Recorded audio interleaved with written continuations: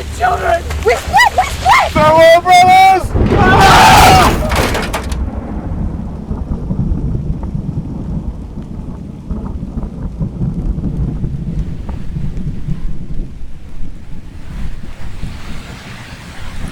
All hail, master, grave sir, hail. Hast thou, spirit, performed to point the tempest that I bade thee? To every article.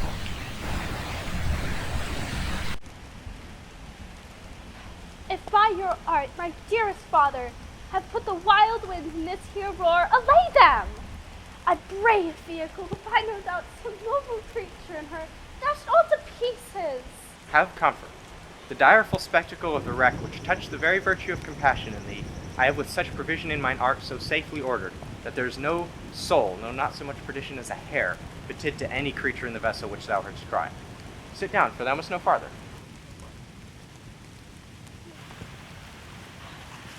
You have often begun to tell me what I am, but stopped, leaving me to bootless inquisition, concluding, "Stay, not yet." The hour is now come. Canst thou remember a time before we came unto this cell? I do not think thou canst, for then thou wast not out 3 years old. Certainly, sir, I can. 'Tis more like in a dream than an assurance that my remembrance warrants. 12 years since, Miranda. 12 years since thy father was the CEO of Milan Incorporated, and his only heir and daughter no worse issued. Oh, the heavens! What foul play that we came from thence! Or blessed that we did. Both, my girl. My brother and thy uncle, called Antonio, he whom next thyself of all the world I loved, and to him put the manage of my state, as at that time through all the signories it was the first, and Prospero the prime head, being so reputed in dignity and for the liberal arts without a parallel. Those being on my study, the government I cast upon my brother, and to my state grew stranger, being transported and wrapped in secret studies. I thus neglecting all worldly ends, all dedicated to closeness and the bettering of my mind, in my false brother awaked an evil nature, and my trust, like a good parent, did beget of him a falsehood in its contrary, as great as my trust was, which had indeed no limit, the confidence sans bound. He being thus lorded, did believe he was indeed the CEO. Hence, his ambition growing, he needs will be absolute Milan. Confederates with the CEO of Naples Corps to give him annual tribute, do him homage, subject his coronet to his crown, and bend the company yet unbowed, alas poor Milan, to most ignoble stooping. Oh, the heavens! Now the condition.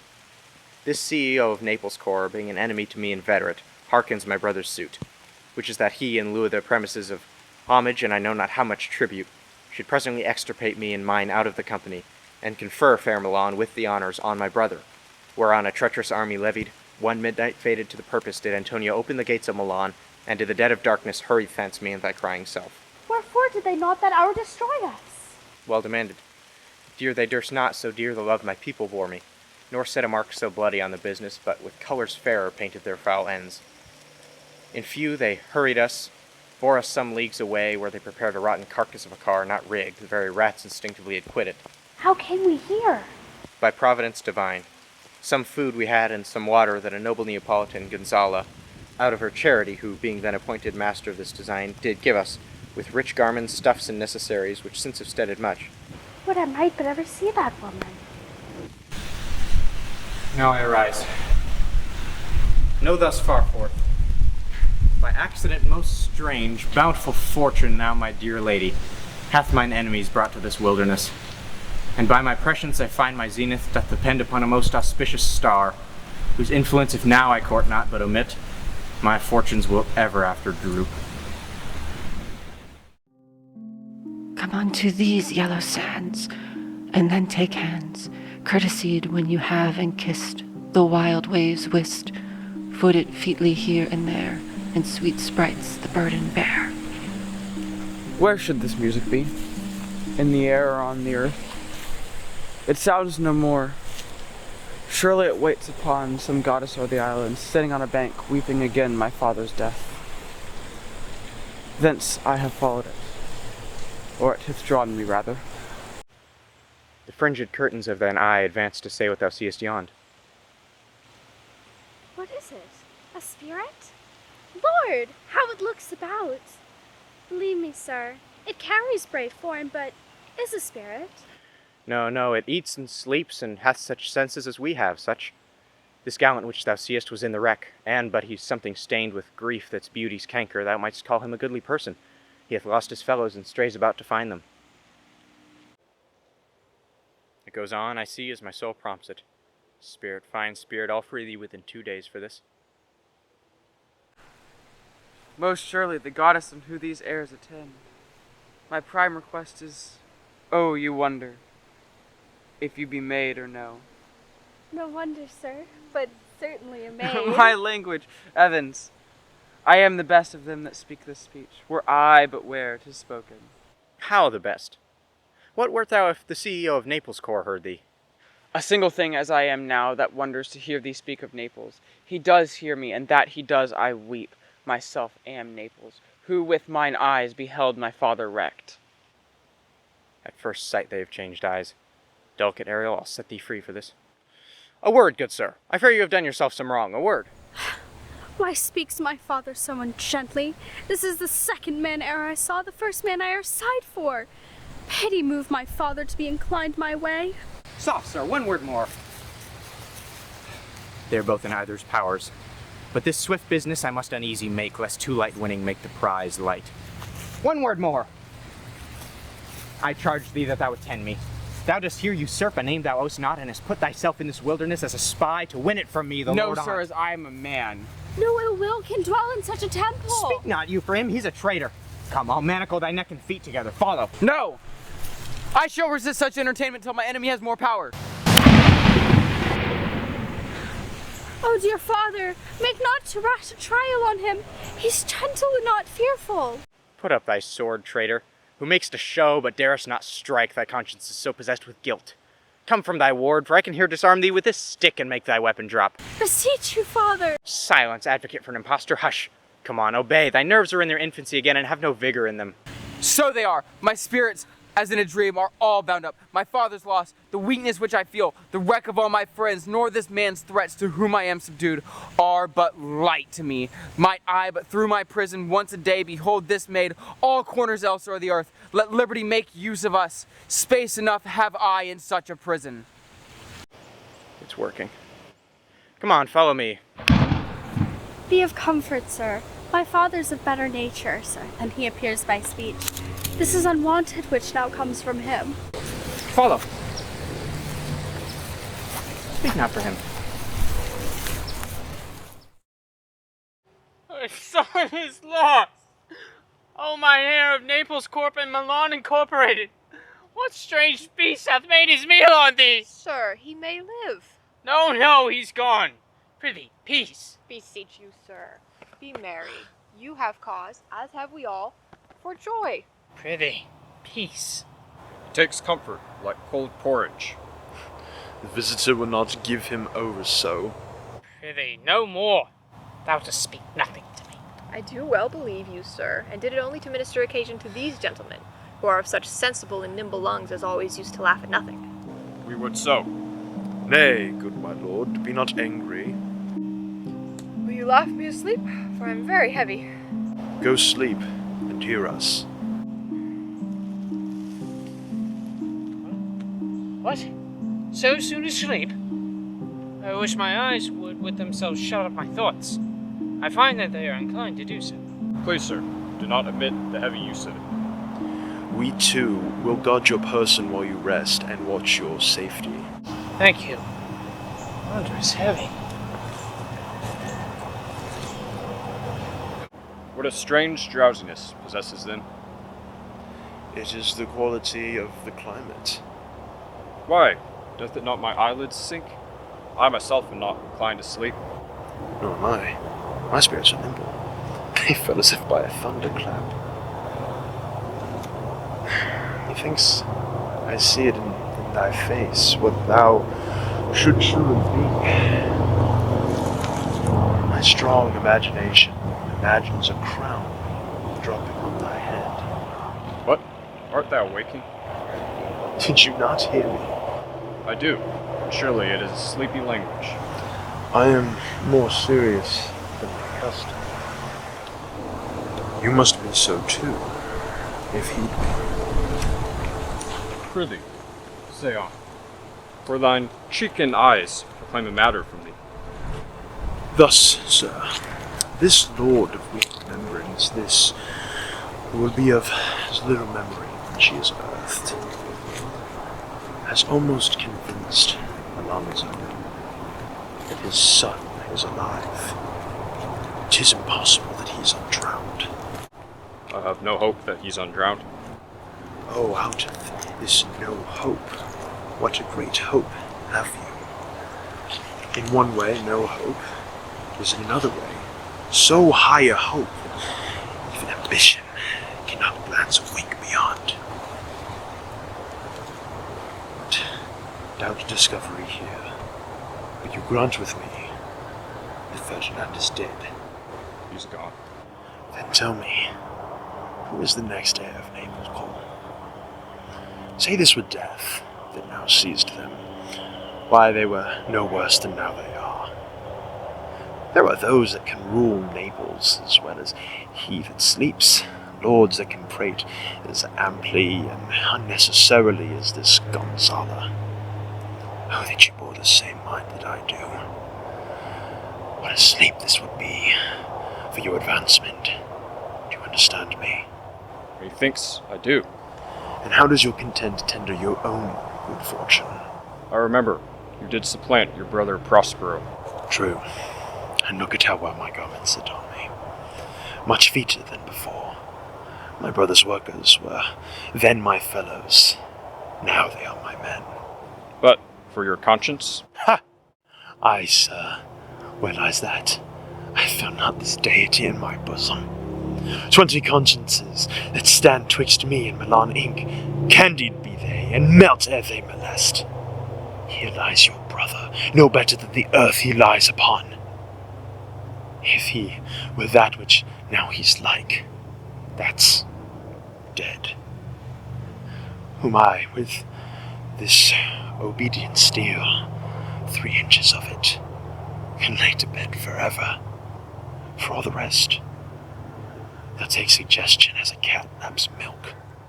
Case, my dear friend, shall be my precedent.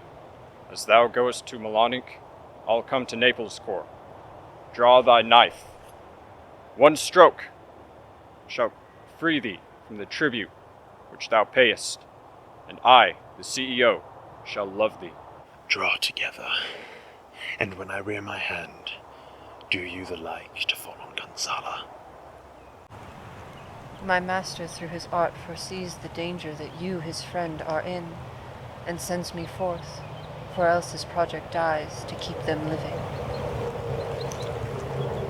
While you here to snoring lie, open-eyed conspiracy, his time doth take.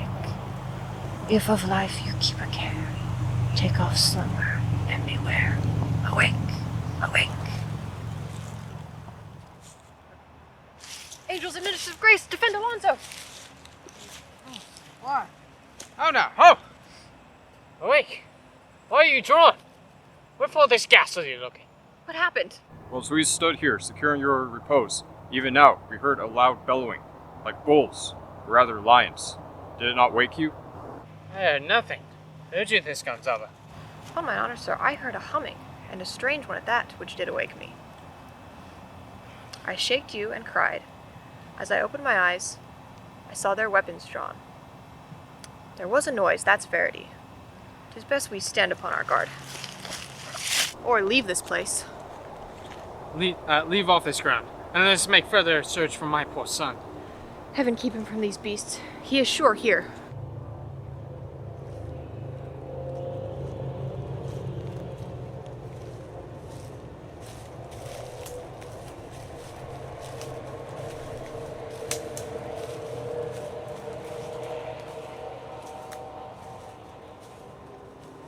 Prospero, my lord, shall know what I have done.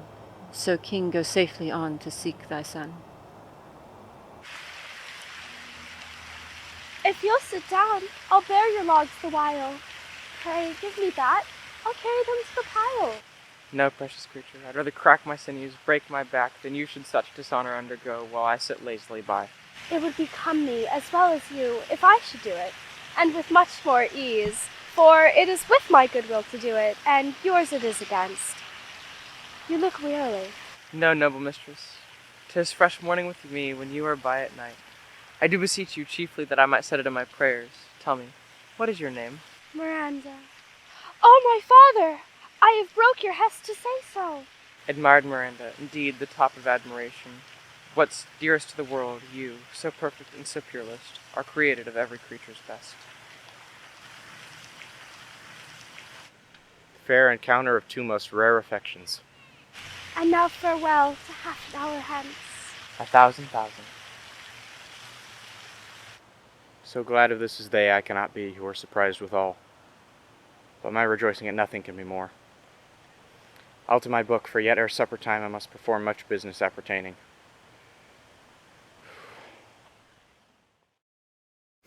Now does my project gather to a head.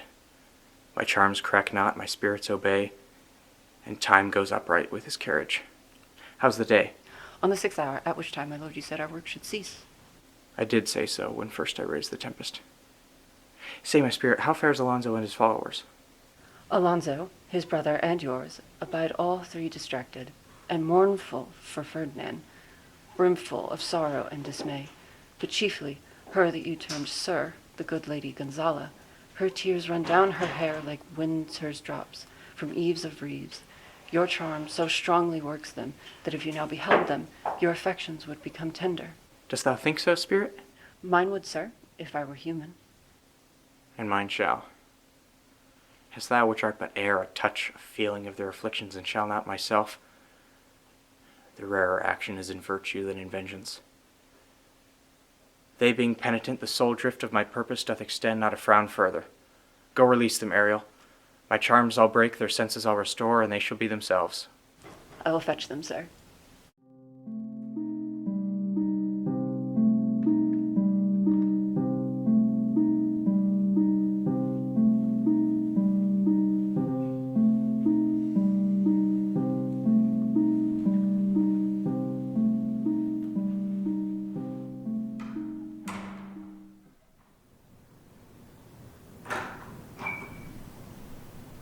A solemn air and best comforter to an unsettled fancy cure thy brains. Good Lady Gonzalo, my true preserver, and loyal lady to whom you followest, I will pay thy graces home both in word and deed. Most cruelly didst thou, Alonso, use me and my daughter. Thy brother was a furtherer in the act. Thou art pinched for it now, Sebastian. Flesh and blood, you brother mine, entertained ambition, expelled remorse in nature, who with Alonso, whose inward pinches therefore are most strong, would here have killed your CEO. I do forgive thee, unnatural though thou art. Behold, Alonso, the wronged head of Milan Inc. Prospero. For more assurance that a living prince does now speak to thee, I embrace thy body. And to thee and thy company I bid a hearty welcome. Whether thou beest he or no, or some enchanted trifle to abuse me. As late I have been, I know not. That pulse beats as of flesh and blood. And since I saw thee, the affliction of my mind amends, with which I fear a madness held me. This must crave, and this must be a most strange story. Thy dukedom I resign, and do entreat thou pardon me my wrongs. But how should Prospero be living? I be here. If thou beest Prospero, give us the particulars of thy preservation. How thou hast met us here, who 3 hours since were wrecked upon the road, where I have lost. Oh, how sharp the point of the remembrance of this is. My dear son, Ferdinand. I am woe for it, sir. My company, since you have given me again, I will requite you with as good a thing. At least bring forth a wonder to content ye as much as me my title.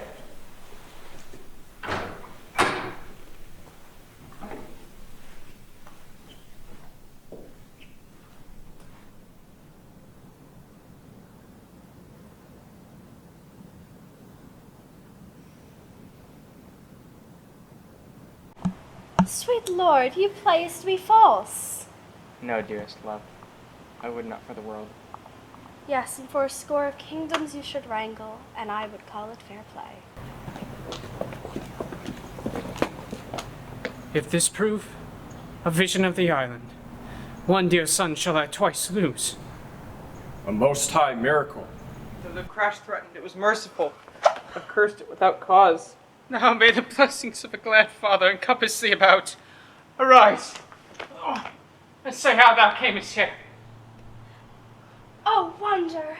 How many good creatures are there here? How beautiful mankind is! Oh, brave new world, that there are such creatures like these! What is this maid with whom thou wast at play? Your eldest acquaintance cannot be 3 hours. Is she the goddess that hath severed us, and brought us thus together? Sir, she is mortal, but by a mortal providence she is mine. I chose her when I could not ask my father for his advice, nor thought I had one. She is the daughter of this renowned head of Milan Inc.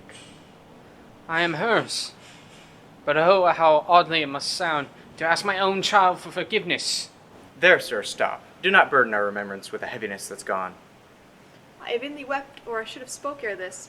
O God, look down, and on this couple drop a blessed crown. Be it so. Amen, Gonzala. Was Prospero thrust from Milan Inc. that his child should become head of Naples Corps? Oh, rejoice beyond a common joy. In one voyage, Ferdinand found a wife when he himself was lost. Prospero his company on this poor isle, and all of us ourselves when no man was his own. Give me your hands. Let grief and sorrow still embrace his heart that doth not wish you joy. Be it so. Amen. Sir, all this service I have done, 'tis well done. Bravely, my diligence. Thou shalt be free. That is my charge. Then to the elements be free, and fare thou well.